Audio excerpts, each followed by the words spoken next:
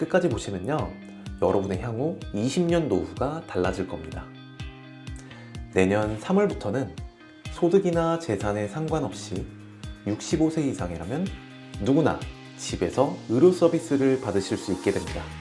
지난해 말 우리나라는 국민 5명 중 1명이 65세 이상인 초고령 사회에 진입했는데요. 노인의 90% 가까이는 건강을 유지하며 현재 거주지에서 살길 원한다고 답했고, 또 노인의 절반은 건강이 나빠져도 거주지에서 살기를 희망한다고 말했습니다.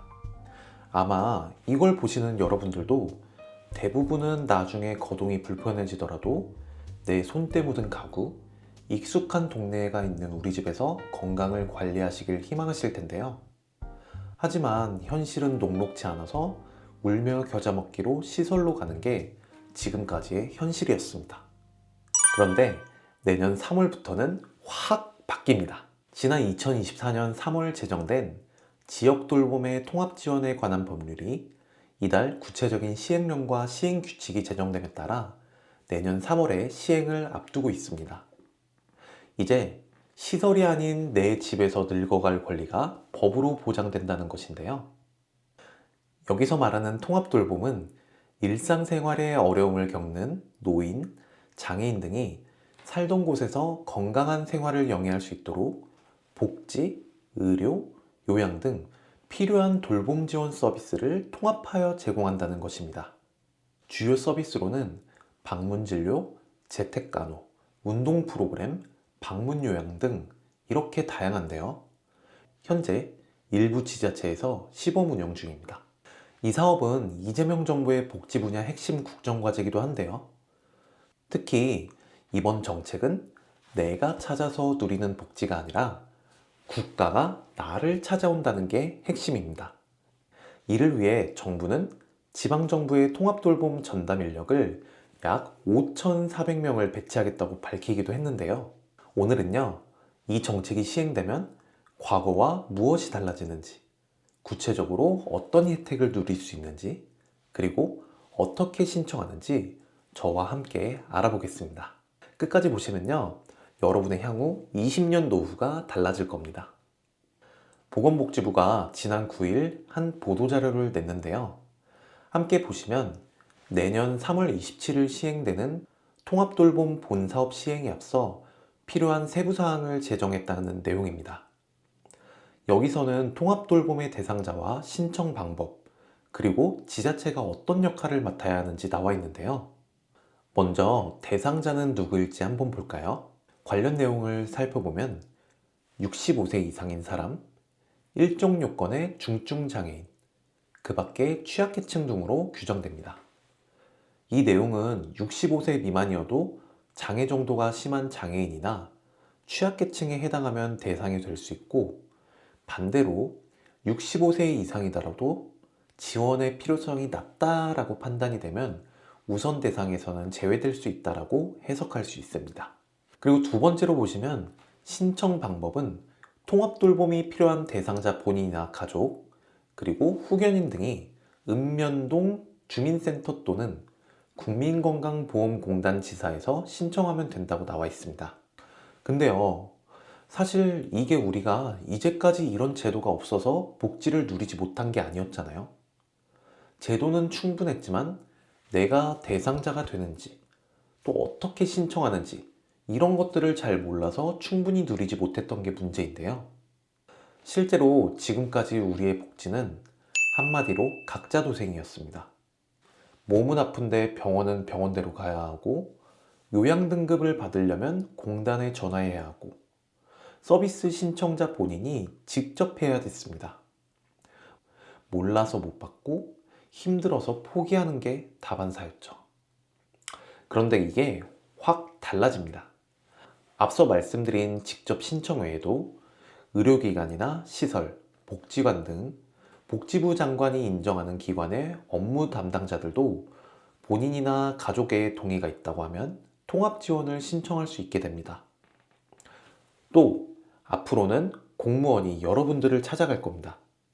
이제 통합돌봄 전담 조직이 신설돼서 여러분이 신청하지 않더라도 담당 공무원이 위기 징후를 발견하면 본인의 동의 없이도 직권으로 서비스를 신청할 수 있게 됩니다.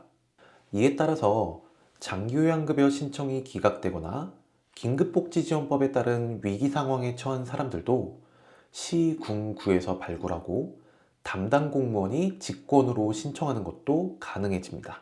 이를 위해서 정부도 지난 10일 정부 합동 보도자료를 통해 통합돌봄 전담 인력을 총 5,394명을 운용할 수 있도록 내년도 예산안에 반영했다고 밝혔고요. 각 시군구는 이 전문 인력들을 최소 1명 이상씩 관리하면서 지역 여건에 맞는 통합 지원 사업을 진행하는 통합돌봄의 컨트롤 타워 역할을 하게 됩니다. 근데 또 말만 번지르르 한 거 아니야? 라고 하실 수도 있습니다. 그래서 제가 한번 나온 보도자료와 관련 법률, 시행령 등을 기반으로 간단하게 변화되는 생활상을 한번 말씀드려 볼게요. 첫 번째, 집이 곧 병원이 됩니다. 우리가 가장 필요한 게 의료 서비스죠. 이제 거동이 불편해지고 통합돌봄 대상자가 되면 의사나 치과의사, 한의사가 직접 우리 집 안방으로 옵니다. 그리고 처방받은 약도 약사가 직접 와서 복약 지도도 가능해지는데요.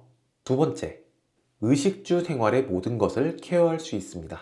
의료 서비스만큼 걱정되는 게 식사인데요. 통합돌봄 대상자가 되면 식사 지원과 가사 지원은 물론이고 병원에 갈 때 차량을 지원받을 수 있는 이동 지원도 받을 수 있게 됩니다.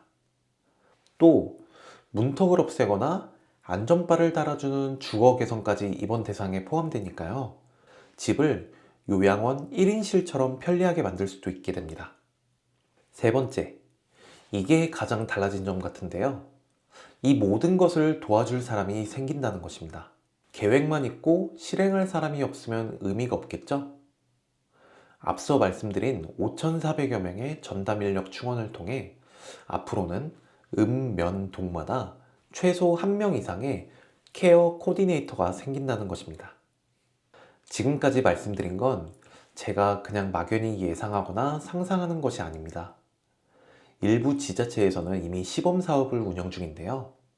실제로 시범사업을 해봤더니 보호자의 약 70%가 부양 부담이 확 줄었다고 답했답니다. 하지만 우려되는 부분도 분명히 있습니다. 첫 번째, 사는 곳마다 지원 수준의 차이가 생길 수 있다는 것입니다.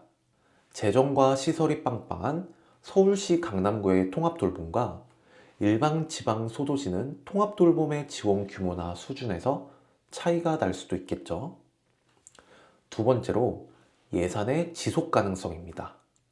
5,400명이라는 대규모 인원을 채용했지만 보도자료에 따르면 이번 인건비 국비 지원은 한시적이라는 표현이 나오는데요. 향후 2년간 지원한다고 나와 있죠. 그 이후에는 어떻게 될까요? 지자체가 온전히 떠안아야 한다면 나중에는 슬그머니 인력이 줄거나 서비스가 축소될 위험도 배제할 수 없습니다. 그럼에도 불구하고 돌봄 통합 지원 서비스는 국가가 직접 나서서 우리가 케어하겠다라고 선언한 만큼 매우 혁신적인데요. 그렇다면 시행될 때까지 우리 시니어분들께서는 무엇을 준비해야 될까요? 만약 내가 대상자라고 판단되시면 나에 대한 정보가 시스템에 인식될 수 있도록 병원 진료나 주민센터 방문 등을 통해 지역사회에 나의 존재를 알리는 것이 좋겠습니다. 내 집에서 맞이하는 존엄한 노후. 이제 꿈이 아니라 현실이 되고 있습니다. 정부가 시스템을 마련한 만큼 우리 구독자분들께서도 충분히 누릴 수 있도록 관련 내용들을 꾸준히 알려드리겠습니다. 이번 내용이 유익하셨다면 구독과 좋아요 부탁드리고요. 주변 분들에게도 이 영상 많이 공유하셔서 더 많은 분들이 아실 수 있도록 해주세요. 저는 다시 찾아오겠습니다. 감사합니다.